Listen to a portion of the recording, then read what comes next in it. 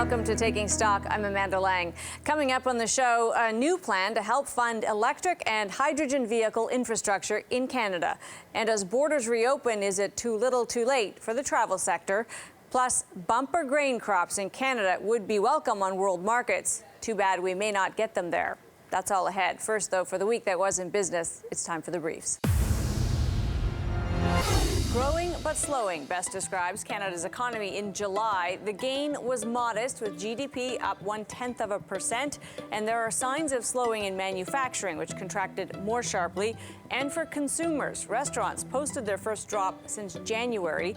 Early expectations are for growth in August to be modest, if not down. I think what you're seeing is that the economy is stalling after having that significant boost from reopening earlier this year. Meanwhile, the number of unfilled jobs in Canada fell for the first time in months, a suggestion businesses may be reducing hiring plans ahead of an expected recession.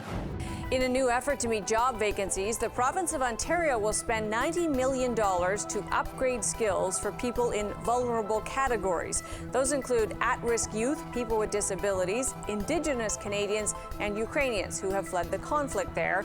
The program builds on efforts to find work for people who've had some involvement with the justice system. The devastation in the wake of Tropical Storm Fiona left thousands without power in Atlantic Canada, while hundreds of members of the military moved in to help with the cleanup.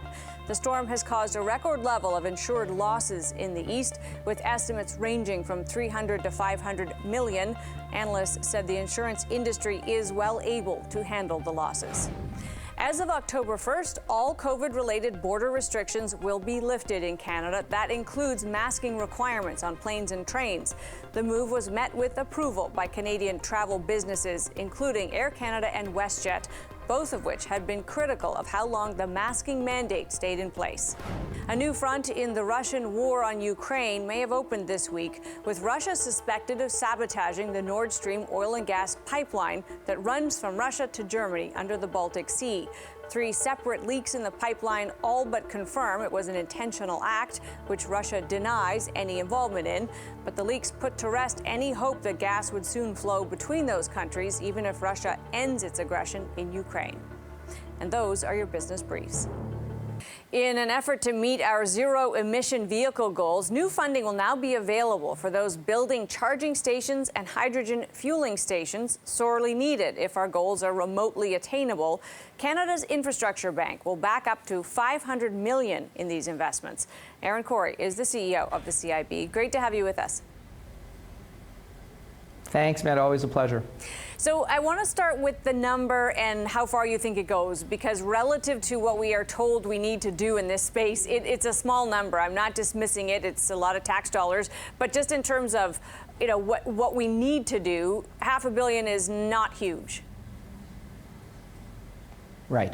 So we're trying to fill a very specific gap. And if you look at the rollout of what we're seeing so far with especially level 3, the high yield chargers, there are a number getting installed now. If you look around urban areas in particular, what we're trying to do is provide flexible financing that helps those projects go faster, that accelerates the deployment in a way that allows people to see chargers, get excited about buying electric vehicles, and it speeds up the whole adoption curve. It's only part of the solution. And you're right, there are also announced NRCan, the department is also providing about an equal amount of grant funding, and that's going to be particularly useful in more remote, less urban regions where maybe the economics are not good enough, where our loan isn't enough to bridge the gap. So it's a tool in the toolkit, but we think it's going to make a big difference in accelerating deployment. Where right now investors are probably thinking they'd like to put chargers, but the business case is uncertain or too long-term payback, and our money will help them bridge that gap. Which, we've talked before, the role for an infrastructure bank is precisely that, to help bridge over things the private sector simply won't do for a variety of reasons. I noticed, though, in the criteria you're looking for, revenue stream, in other words, instant sales, is one of the things. Is there a logic gap there? Do you need to be willing to go to places that might take some time to pick up? Well, the way we think of our investing, as I said, and as you point out, it really is about bridging gaps. So for us, the gap in the EV charging, especially in the level 3 chargers, in ultra-fast charging, the gap is uncertainty around how quickly cars are going to be on the road and what the adoption curve and therefore the utilization of those charges are. In the long run, they're going to make money. These are commercial ventures. And what we're trying to do is provide our flexible financing. We will defer payment. You're right about the revenue requirement, it's true. But we're willing to defer payment, defer our interest costs until the chargers pass a certain utilization level. And at that point, they start to make money. They should pay us back.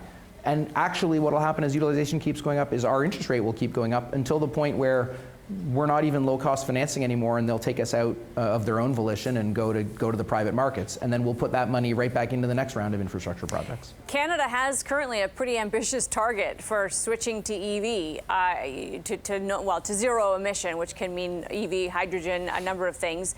To get there, there are going to be a bunch of investments. And as I've said, some of the dollars bandied about on what we need to do are pretty large. Should we expect the Infrastructure Bank to play an increasing role in different parts of that equation? Well, as you say, our program, we're focused on both the EV charging and also on the build out of hydrogen hubs. I think that's going to be really important, especially for some of the harder to decarbonize sectors, heavy transport, the transportation sector, aviation, some of those areas. So yes, we're very focused on both EVs and hydrogen fuels. In terms of us doing more, we're always looking for ways to try and meet our climate goals while building new infrastructure. On the charging side, remember, we're focused on the infrastructure, the public use portion of this. So the charges you find along the highway when you're doing longer journeys. There's a huge build out, of course, still required in places of employment and in places of homes, multi-residential buildings and all of that sort of thing. But we're really trying to build out that public network that gives consumers the confidence that, and takes away the range anxiety that some people face, which is a barrier to EV adoption. So if we can accelerate that and show visibly that there's charging options, we think it'll help with the uptake. Great to have you with us. Really appreciate it. Thanks as always. Ehren Corey is CEO of the Canada Infrastructure Bank. Coming up, travel restrictions are being lifted, and not a moment too soon for Canada's travel and tourism sector. Stay with us.